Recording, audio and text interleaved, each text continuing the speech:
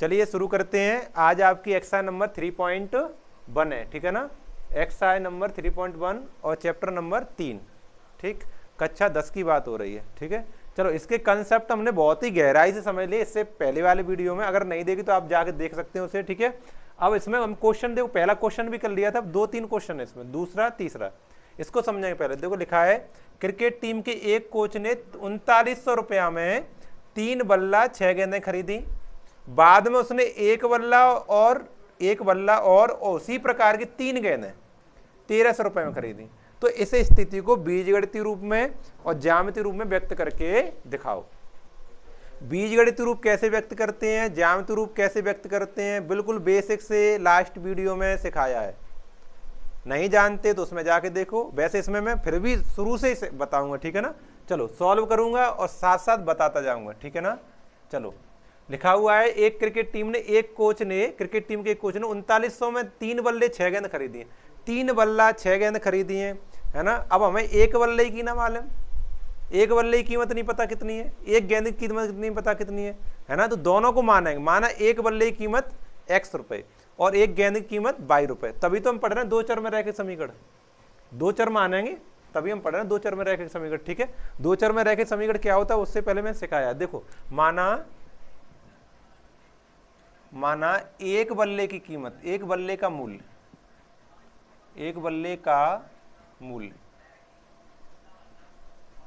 क्या x रुपए, ठीक है ना। और एक गेंद का मूल्य, बराबर y रुपए, ठीक है ना। बात समझ में आई। एक बल्ला x रुपए का, एक गेंद y रुपए की है। तो इसने 3 बल्ले 6 गेंद खरीदी पहली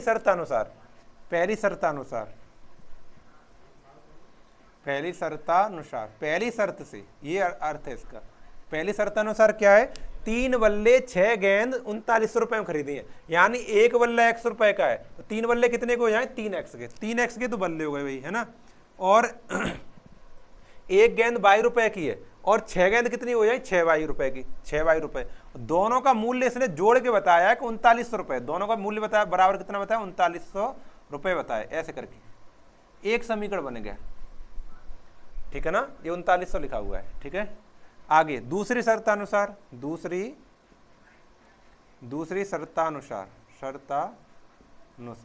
शर्त क्या कह रही है, इसी प्रकार का एक बल्ला और 3 गेंद।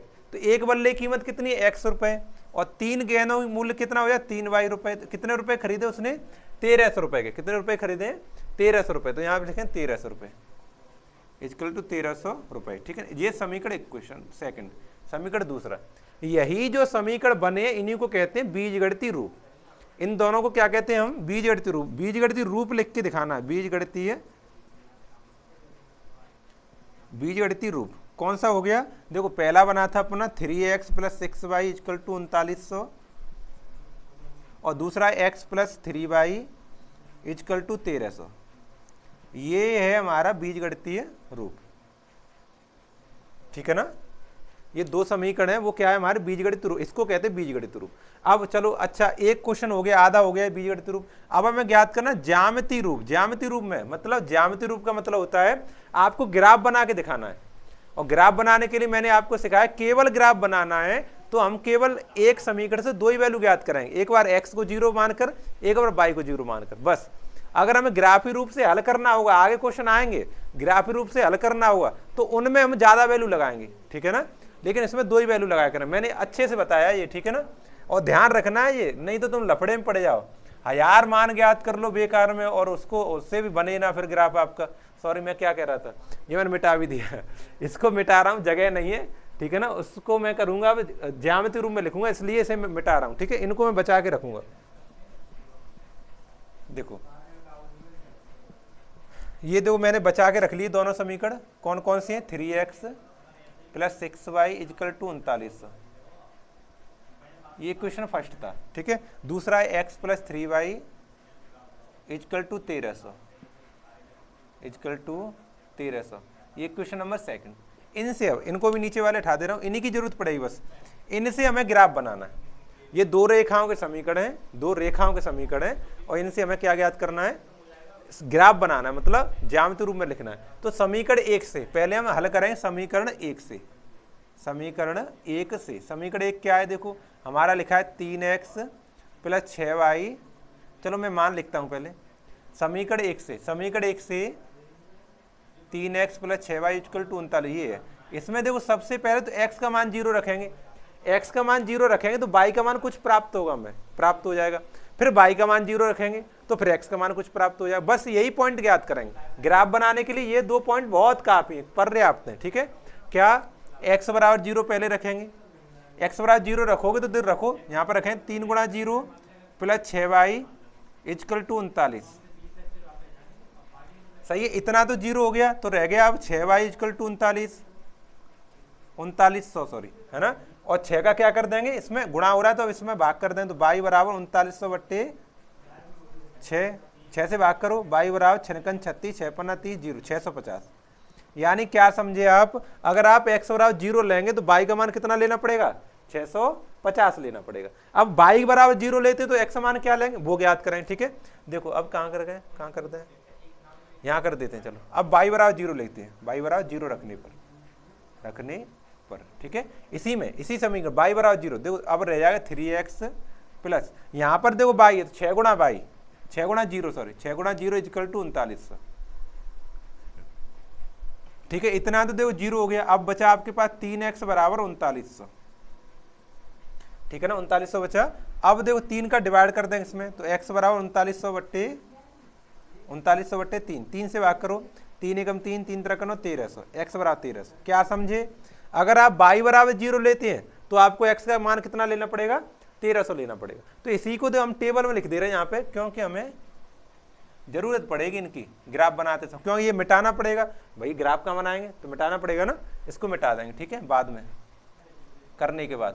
पहले से देखो ऐसे ग्राफ बना लेंगे, ठीक है। समीकरण 1 से बनाए ये ग्राफ, ये टेबल किससे बन रही है, समीकरण 1 से बन रही है, ठीक है ना। देखो x का मान 0 लिया है तो y का मान कितना है, 650। देखो 0 लिया है यहाँ पर तो उत्तर हमारा कितना है, 650 आया है, ठीक है। दूसरा देखो y का मान 0 लिया है तो x का मान 1300 आया। अगर y का मान यहाँ पर 0 लेंगे तो उत्तर यहाँ पर कितना आएगा, 1300 आएगा। इतने की जरूरत है ग्राफ बनाने के लिए केवल, बस, और किसी की जरूरत नहीं। ये एक टेबल बनेगी एक समीकरण से। अब समीकरण 2 से बात चलेगी, ठीक है ना। समीकरण 2 से देखो, समीकरण 2 से, समीकरण 2 क्या है हमारा, x plus 3y equal to 1300, ठीक है। अब इसे हल करते हैं, क्या रखेंगे, सबसे पहले x बराबर 0 रखेंगे, x बराबर 0 रखने पर जो रखो यहाँ पे 0 हो जाएगा, प्लस यहाँ पे 3y रह जाएगा इक्वल टू 1300 हो जाएंगे, ठीक है। अब तो 0 जोड़े कोई फर्क नहीं पड़ेगा, 3y बराबर 1300 हो गया, 3y बराबर 1300। अब 3 से क्या कर देंगे, इसमें डिवाइड कर देंगे, तो यानी y बराबर 1300 बट्टे 1300, ये हाँ सही है, 1300 बट्टे कितना है, 3, ठीक है ना। अब 3 से भाग करते हैं, इसमें देखो कितनी बार जाएगा भाई,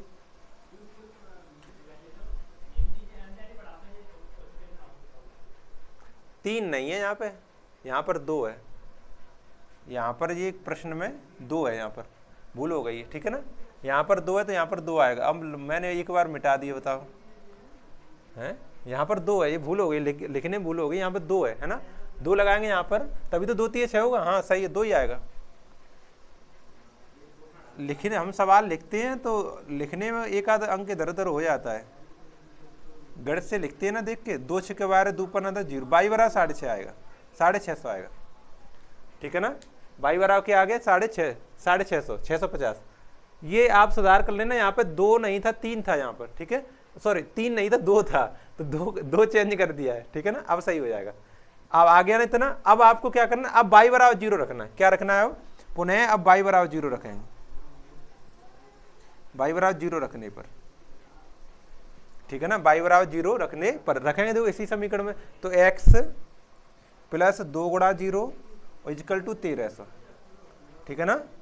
अच्छा इसमें देखो ये तो 0 हो गया, x बराबर कितना आ जाएगा, 1300 आ जाएगा, x बराबर 1300। यानी आप क्या समझे, जब आपने x बराबर 0 रखा तो y बराबर 650 आया। एक और टेबल बनाओ यहाँ पर बगल में, दूसरे समीकरण 2 से आई है वो वाली टेबल, समीकरण 2 से आई है वो टेबल बनाओ, x यहाँ पर y। देखो x बराबर 0 रखा है, यहाँ पर 0 लगाया है, तो y का मान 650 आया, यहाँ पे 650 लिखा है। और देखो अगर तुमने y बराबर 0 लगाया, यहाँ पर 0 लगाया, तो x का मान 1300 आया, 1300 आया। ये इन दो, ये समीकरण 2 से बनी टेबल, आपको भी ऐसे ही बनानी है, समीकरण 2 से। ठीक है, कैसे बनाना है देखो, ऐसे ये दो समीकरण लिखे हैं, पहले इस समीकरण से हमने वैल्यू ज्ञात कर ली, इसके नीचे ये वाली टेबल बना, मैंने ऊपर लिखी क्यों मिटाना ना पड़े, ये वाला टेबल इसके नीचे, फिर इसी के नीचे इसको हल करेंगे, इसको हल करने के बाद इसकी टेबल ये वाली फिर उसके नीचे बना लेंगे। ठीक है, बन गई ना। अब नए पेज में बिल्कुल ग्राफ बनाए, अब मैं ग्राफ बनाऊंगा, ये मैंने सॉल्व करके ये टेबल बनाई, इन टेबलों की सहायता से मैं इसमें ग्राफ बना दूंगा। ठीक है, वो हो जाएगा अपना ज्यामितीय निरूपण। ठीक, चलो आगे देखते हैं। इसे मैं हटा रहा हूं, ठीक है, बन नहीं पाएगा, इसलिए ग्राफ को बनाने के लिए मिटाना पड़ेगा। देखो अब ग्राफ बनाते हैं। सबसे पहले हम इस तरह से ऐसे ग्राफ बनाते हैं, ये बाई अक्ष है परपेंडिकुलर और ये लेटिव लाइन क्षैतिज रेखा एक्स अक्ष है। ठीक है, यहाँ पर हमारा 0 होता है और यहाँ पर देखो 1 2 3 4 प्लस की वैल्यू होती है, ऊपर भी 1 2 3 4 प्लस की वैल्यू होती है। अब दो 1 2 3 4 से काम क्या चल रहा है, हमारा 650 1300 है, ऐसी वैल्यू है। यहाँ पर 1 2 4 से काम नहीं चल रहा है, यहाँ तो 100 200 400 लेने चाहिए, तब बात बनेगी बात। और 100 भी लेंगे फिर भी 13 बार लिखना पड़ेगा, 1300 13 बार लिखना पड़ेगा, तो बड़ा दूर तक जाएगा, है ना। तो मेरे ख्याल से तो आप 200 के हिसाब से ले लो, बस 650 की समस्या आएगी।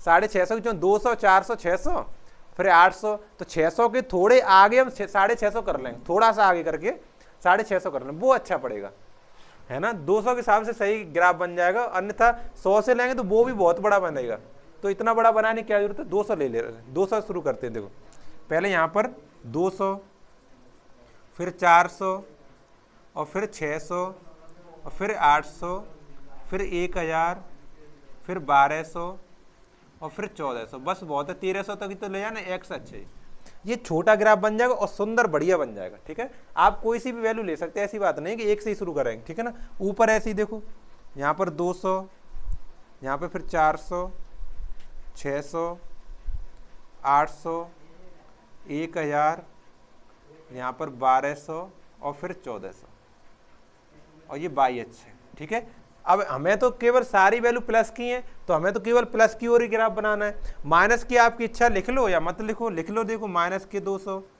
फिर माइनस के 400, फिर माइनस के 600, फिर माइनस के 800, ठीक है, माइनस के 1000, ऐसे लिख लेना आप, ये एक्स अक्ष की ऋण दिशा है, और भी लिख लेना आगे। ठीक है, ऐसे नीचे देखो माइनस के 200, फिर माइनस के 400, फिर माइनस के 600, ऐसे करके ये बाई अक्ष की ऋण दिशा है।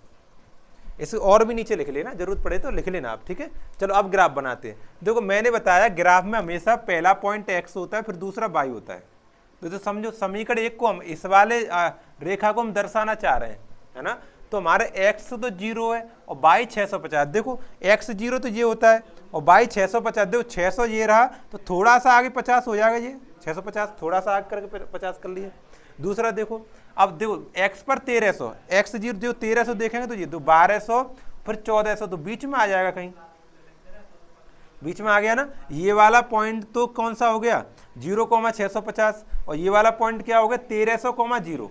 देखो इस वाले पॉइंट को 0,650 लिखेंगे, ठीक है, और इस वाले पॉइंट को लिखेंगे 1300,0, 1300,0। ये दोनों हमें इसमें प्रदर्शित करने हैं, तो हमने प्रदर्शित कर ये पॉइंट है, एक ये। आप लोग स्केल रख के इस तरह से इसको मिला देना, स्केल रख के इस तरह से आपको ये मिला देना है। ठीक है ना, इस तरह से मिला देना है। ठीक, ये वाला ऐसे करके हमने मिला दिया। ठीक है ना, इसके पॉइंट के नाम भी लिख देंगे। ये पॉइंट हमारा P है मान लिया, इसका नाम है क्या नाम, 0,650। ठीक है, और ये वाला पॉइंट है, ये Q पॉइंट है मान लिया, और ये 1300,0। ठीक है ना, आगे बात समझ में। अब दूसरी लाइन बनाओ, दूसरी देखो बिल्कुल सेम है, 0,650 और दूसरा पॉइंट है 1300,0, 1300,0। इसका मतलब दूसरी लाइन भी यहीं पर जाएगी। इसका क्या मतलब हो गया, बता डालो। एक लाइन को मैंने 3 तरह की लाइन बताई थी आपको, एक इस तरह से बताई थी, ऐसे, इसको कहते प्रतिच्छेदी रेखा। एक ऐसे बताई थी, ये समांतर रेखा, और एक ये बताई थी एक लाइन फिर उसके ऊपर फिर लाइन द्वारा, ये समपाती रेखा। तो ये समपाती है, ये रेखा कैसी है, ये आपस में कैसी समपाती है। ठीक है ना, देखो आपको अगली एक्सरसाइज में आप इसका नियम भी पढ़ेंगे कि यहाँ एक A1/A2 B1/B2 और C1/C2 अगर तीनों बराबर होते हैं तो संपाती होता है। तो ऐसे ही बिल्कुल same, no sorry A1/A2 B1/B2 does not equal to C1/C2 है, ऐसे होता नहीं, इक्वल टू C1/C2, ठीक है, तो वो संपाती होता है। यानी ऐसे करके, ऐसे करके ये नियम आप अगला पढ़ेंगे अगली एक्सरसाइज में। एनसीईआरटी में आगे है, और जो मैथ है मनोहर उसमें तो पहले ही है, लेकिन इसमें आगे, तो आगे बताऊंगा मैं इसको, ठीक है। तो बिल्कुल इसने हमको ये फॉलो कर रहा है। देखो x 1 2 3 6 13 3 39 3 3 3 आगे बराबर हो गए, ठीक है। तो यही रेखा द्वारा बने, इसलिए ये क्या है, दोनों समपाती हैं। ये रेखाएं कैसी हैं, ये रेखाएं समपाती हैं। ये समपाती रेखाओं के समीकरण है, समपाती रेखाओं के समीकरण है, रेखाओं की समीकरण है।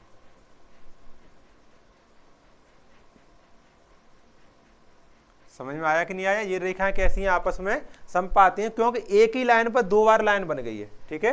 ये इसका कहते हैं, इसे कहते हैं ज्यामितीय क्या कहते हैं, हाँ ज्यामितीय निरूपण। क्या कहते हैं इसे, ज्यामितीय निरूपण, ठीक है। ये पहला क्वेश्चन हो गया, यानी अपना सेकंड नंबर आज की क्लास का पहला, लेकिन एक्सरसाइज का सेकंड क्वेश्चन, ठीक है। ये कंप्लीट हो गया। अब क्वेश्चन नंबर थर्ड करेंगे। थर्ड में भी यही बात है, बीजगणितीय रूप में लिखना है और उसको ज्यामितीय रूप में लिखना है, ठीक है। इसे भी लिखते हैं, चलो चलो उठाते हैं इसे यहाँ से। बनाना तो नहीं, देखो लो बना के देखो, स्क्रीनशॉट ले लो। चलो देखो,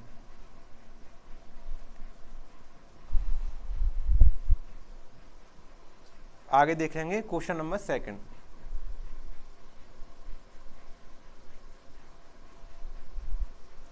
देखो देखो इसमें लिखा हुआ है कि 2 किलो सेब 1 किलो अंगूर का मूल्य 160 रुपए है। 2 किलो सेब खरीद लें हम एक ठेल से और 1 किलो अंगूर खरीद लें तो कितने रुपए के आएंगे, 160 रुपए के बता रहा है, ठीक है। एक महीने बाद क्या हुआ, महंगाई हो गई। एक महीने बाद महंगाई हो गई और उसमें 4 किलो सेब 2 किलो अंगूर 300 रुपए में दिए।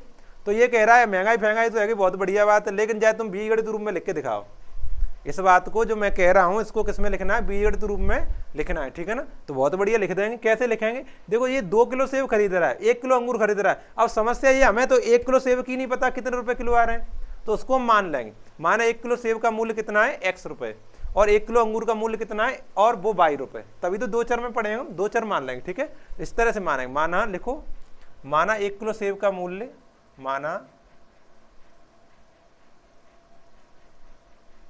यहाँ वो लिख दे रहे हैं, थोड़ा जल्दी हो जाएगा। 1 kg सेब, सेब का मूल्य x रुपए, कितना, x रुपए। ऐसे 1 kg अंगूर, अंगूर का मूल्य इक्वल टू 22 रुपए, इक्वल टू 22 रुपए। अब समझो पहली शर्तानुसार, पहली शर्तानुसार अब समझो, ये कह रहा है 2 किलो सेब 1 किलो अंगूर 160 रुपए के, 1 किलो सेब 100 रुपए के आ रहे हैं, 2 किलो कितने के आएंगे, 2x रुपए के, प्लस और देखो 1 किलो अंगूर 22 रुपए के आ रहे हैं, 1 किलो ही खरीद रहा है तो 22 आएगा यहाँ पे, 22 इक्वल टू 160 रुपए। Equation first. दूसरी शर्तानुसार, दूसरी शर्तानुसार देखो क्या कह रहा है, एक महीने बाद 4 किलो सेब 2 किलो अंगूर 300 रुपए खरीदे। 4 किलो सेब, 1 किलो सेब x के माने तुमने, 4 किलो सेब कितने हुए, 4x के, ठीक है ना। 2 किलो अंगूर यानी 1 किलो y के, तो दो y के हो गए, दोनों का मूल्य जोड़ के प्लस करके 300 रुपए। ये इक्वेशन नंबर सेकंड, इसे कहते हैं बीजगणितीय रूप। कौन सा रूप हो गया ये आ गया बीजगणितीय रूप। अब आपको करना है क्या कहते हैं, ज्यामितीय रूप में। तो ज्यामितीय रूप में ज्ञात करने के लिए दोनों समीकरणों से कम 2 वैल्यू ज्ञात करना, एक x बराबर 0 रखकर फिर y बराबर 0 रखकर दोनों से ज्ञात करना। 2 टेबल बनाएंगे छोटी छोटी, उन टेबलों को हम क्या कहते हैं, ग्राफ में प्रदर्शित कर देंगे, उन बिंदुओं को ग्राफ में प्रदर्शित कर देंगे, वही कहलाएगा हमारा ज्यामितीय रूप, ठीक है ना।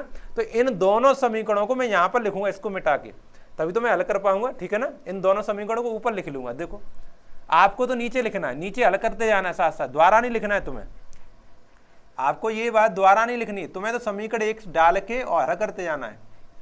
जैसे एक है यहाँ पर, दूसरा लिखा है 4x + 2y equal to, board पे बात अलग है, कॉपी पे बात अलग है। कॉपी पे तो आपको नीचे हल करते जाना है, ठीक है ना, मुझे मिटा के लिखना पड़ेगा ना। अब देखो, अब मैं समीकरण 1 से हल करूंगा, समीकरण 1 से। समीकरण 1 क्या कह रहा है हमारा, 2x plus Y equal to 160। देखो मैंने क्या बताया था कि x बराबर 0 रखेंगे, पहले x बराबर 0 रखो इसमें, तो देखो 2 गुणा 0 प्लस वाई इक्वल टू 160। तो देखो यहाँ तो 0 हो गया इतना, तो y बराबर 160 आ गया। यानी क्या मतलब हुआ इसका कि अगर तुम x बराबर 0 रखते हो तो आंसर y बराबर कितना आएगा, 160। अब y बराबर 0 रखो, पुनः y बराबर 0 रखने पर दो ही ग्राफ बनाने के लिए मैं तुम्हें ठोंक ठोंक के समझा रहा हूं, पक्का कर लो। ग्राफ बनाना है तो केवल दो ही वैल्यू रखेंगे तो जल्दी ग्राफ बनेगा। आ रही बात समझ नहीं आ रही है? वो केवल क्या रखें, एक बार x बराबर 0, एक बार y बराबर 0, इतना रखेंगे और बाकी नहीं रखना है। अब y बराबर 0 रखेंगे, इसमें देखो इसमें रखेंगे तो 2x प्लस 0 बराबर 160। यानी 2x में 0 जोड़ें 2x ही रहेगा, 2x बराबर 160। तो यानी x बराबर 160 बट्टे 2 से भाग करने में x बराबर कितना आ गया, 80।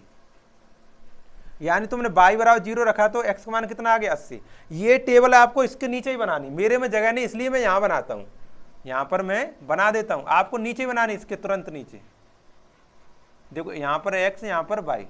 देखो यहाँ पर आपका देखो x बराबर 0 आया था, x बराबर 0 माना था, तब आपका y बराबर 160 आया, 0 यहाँ पर 160। अच्छा फिर उल्टा कर ली, y बराबर 0 मान लिया तुमने, y बराबर 0 माना तो x बराबर 80 आ गए, यहाँ पर 80 आ गया।